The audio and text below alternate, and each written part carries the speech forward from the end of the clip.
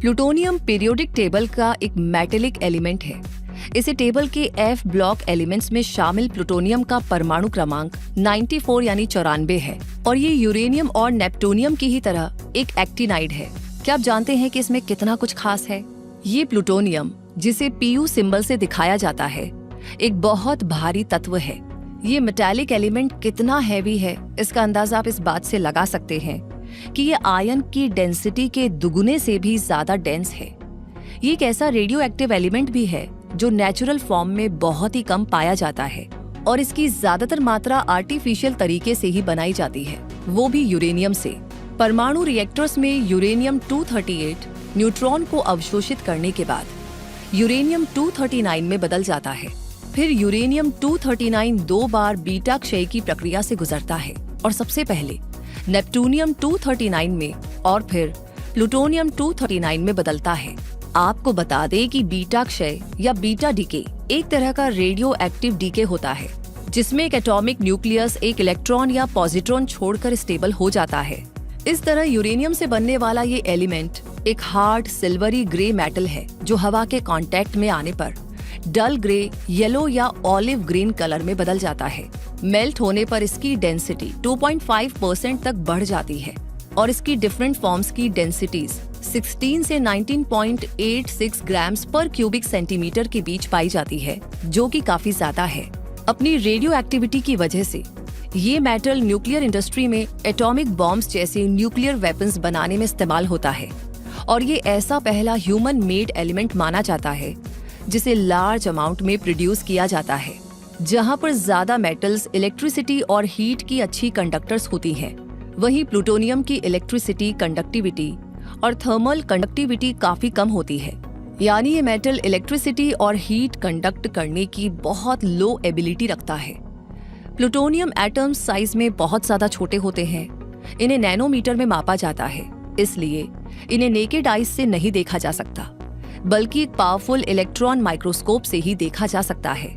और इसके इफेक्ट्स को मेजर करने के लिए गेगर काउंटर, सिंटिलेशन काउंटर और स्पेक्ट्रोमीटर जैसे इंस्ट्रूमेंट्स यूज किए जाते हैं जो रेडिएशन डिटेक्टर होते हैं। इस मेटल को अपना नाम प्लैनेट प्लूटो के नाम पर मिला है, बिल्कुल जैसे पीरियोडिक टेबल में इससे पहले मौजूद दो एलिमेंट्स यूरेनियम और नेप्टूनियम को उनके नाम यूरेनस और नेपट्यून प्लैनेट से मिले हैं। इस मेटल को साल 1940 में यूनिवर्सिटी ऑफ कैलिफोर्निया में Glenn Seaborg, Edwin McMillan, Joseph Kennedy और आर्थर वॉल ने डिस्कवर किया। प्लूटोनियम के कई आइसोटोप्स होते हैं, जिनमें से मोस्ट कॉमन आइसोटोप्स यानी समस्थानिक है प्लूटोनियम 238, प्लूटोनियम 239, प्लूटोनियम 240, प्लूटोनियम 241 और प्लूटोनियम 242। आइसोटोप्स सेम एलिमेंट्स के एटम्स होते हैं जिनमें प्रोटॉन्स की संख्या तो बराबर होती है, लेकिन न्यूट्रॉन्स की संख्या अलग अलग होती है। इनमें से प्लूटोनियम 238 का यूज स्पेस प्रॉप्स में इलेक्ट्रिसिटी जनरेट करने के लिए होता है और प्लूटोनियम 239 का इस्तेमाल एटॉमिक बॉम्ब बनाने में मेन इंग्रेडिएंट की तरह होता है और न्यूक्लियर रिएक्टर्स में फ्यूल की तरह भी। प्लूटोनियम 240 मेनली न्यूक्लियर रिएक्शंस का बाय प्रोडक्ट होता है और प्लूटोनियम 241 और प्लूटोनियम 242 भी न्यूक्लियर बाय प्रोडक्ट्स ही होते हैं जो कि न्यूक्लियर रिएक्टर्स के वर्क को अफेक्ट कर सकते हैं और न्यूक्लियर वेपन्स में भी यूज हो सकते हैं। इसी तरह प्लूटोनियम के 6 प्राइमरी एलेट्रॉप्स होते हैं, alpha, beta, gamma, delta, delta prime और एप्सिलॉन। एलेट्रॉप्स यानी अपरूप सेम एलिमेंट की डिफरेंट स्ट्रक्चरल फॉर्म्स होती हैं जो कि अलग अलग फिजिकल और केमिकल प्रॉपर्टीज रखती हैं। अल्फा एलेट्रॉप रूम टेम्परेचर पर मोस्ट स्टेबल होता है तो डेल्टा हाई टेम्परेचर्स पर स्टेबल होता है। प्लूटोनियम के एलेट्रॉप्स और आइसोटॉप्स की स्टडी करना बहुत जरूरी होता है क्योंकि इनके बारे में जानकर के ही न्यूक्लियर एनर्जी और न्यूक्लियर वेपन्स के फील्ड में सेफ्टी और कंट्रोल को इंश्योर किया जा सकता है। क्योंकि अगर ये पता हो कि प्लूटोनियम का कौन सा एलेट्रॉप सबसे ज्यादा स्टेबल है तो उसे परमाणु रिएक्टरों में सुरक्षित तरीके से इस्तेमाल किया जा सकता है। और अगर ये पता हो कि प्लूटोनियम का कौन सा आइसोटोप सबसे ज्यादा रेडियो एक्टिव है तो उसे भी सेफली हैंडल एंड स्टोर किया जा सकता है। इस हाईली रेडियो एक्टिव एलिमेंट से लगातार अल्फा, बीटा और गामा किरणें निकलती रहती हैं, जो कि इसे एक बहुत डेंजरस एलिमेंट भी बनाती है और इसे हैंडल करना काफी मुश्किल हो जाता है। ये मेटेलिक एलिमेंट क्रिएटिव और डिस्ट्रक्टिव प्रॉपर्टीज शो करता है न्यूक्लियर रिएक्शंस की स्टडी के लिए साइंटिफिक रिसर्च में ये इस्तेमाल होता है। कैंसर थेरेपीज में भी इसका लिमिटेड यूज होता है। स्पेसक्राफ्ट के फ्यूल के तौर पर भी इसका इस्तेमाल किया जाता है। डीप स्पेस मिशंस में इसका यूज पावर के वाइटल सोर्स के रूप में होता है। न्यूक्लियर रिएक्टर्स में इलेक्ट्रिसिटी जनरेट करने के लिए प्लूटोनियम का यूज फ्यूल की तरह होता है। इस क्रिएटिव साइड के अलावा इसका डिस्ट्रक्टिव साइड भी है, क्योंकि प्लूटोनियम से न्यूक्लियर वेपन बनाए जाते हैं और इस एलिमेंट से निकलने वाली हार्मफुल रेडिएशंस लिविंग टिश्यूज को डैमेज कर सकती हैं और कैंसर का रीजन भी बन सकती है। ये इतनी ज्यादा हार्मफुल होती है कि बॉडी में जेनेटिक मटेरियल को भी बदल सकती है, जिससे नेक्स्ट जनरेशन में भी बीमारियां हो सकती हैं।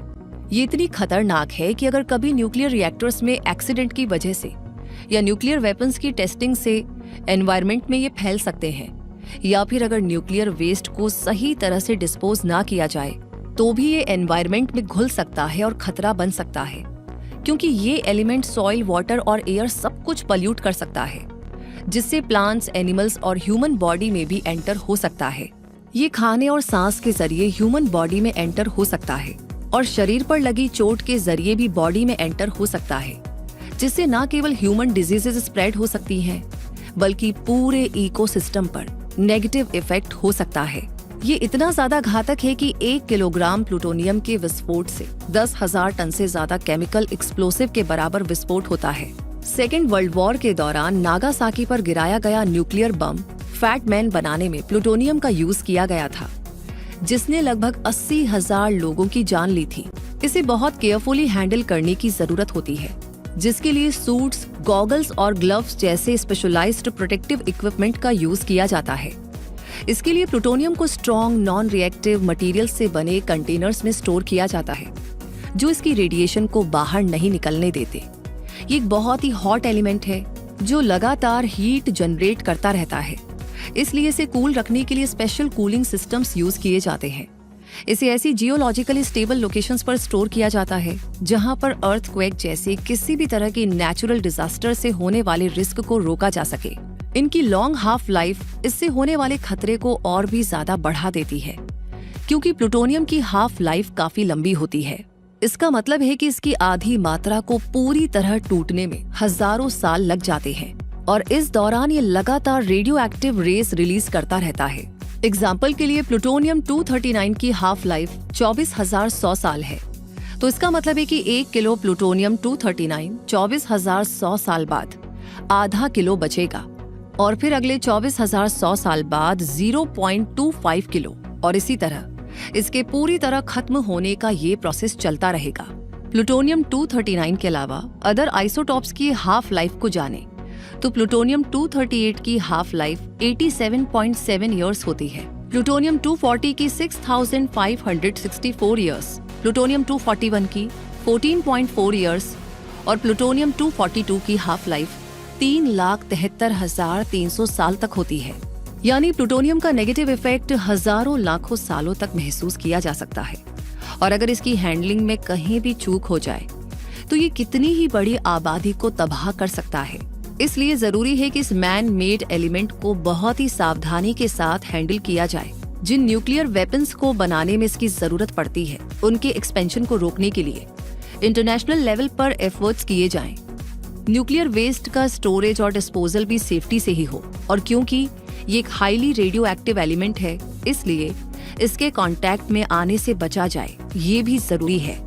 इसके डेंजरस इफेक्ट्स को रोकने के लिए इसके ऑल्टरनेटिव्स के रूप में थोरियम का यूज भी किया जा सकता है, जो एक नेचुरल एलिमेंट है और प्लूटोनियम के कंपैरिजन में कम रेडियो एक्टिव भी।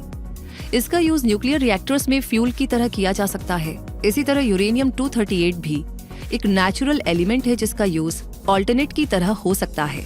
और सोलर एनर्जी, विंड एनर्जी और हाइड्रो पावर जैसे रिन्यूएबल एनर्जी सोर्सेज भी प्लूटोनियम के ऑल्टरनेटिव्स के रूप में डेवलप किए जा रहे हैं, जो कि एक अच्छी बात है। और इस तरह अब आप जान गए हैं कि प्लूटोनियम एक ऐसा मैनमेड मेटालिक एलिमेंट है जो क्रिएटिव पर्पसेस पूरा करने में भी काम आता है, और इससे होने वाला डिस्ट्रक्शन भी बहुत खतरनाक होता है। तो प्लूटोनियम से जुड़ी ये जानकारी आपको कैसी लगी? कमेंट सेक्शन में हमें जरूर बताएं। कोई नया टॉपिक या सवाल है लिख भेजिए, बाकी सब्सक्राइब करके बेल आइकन को प्रेस कर दीजिए ताकि कोई भी जानकारी कभी भी आप मिस ना करें। तब तक के लिए मैं रूबी पारिक आपसे कहूंगी हमेशा अपने आप को अपडेट रखे, ग्रो करते रहे क्विक सपोर्ट के साथ। धन्यवाद।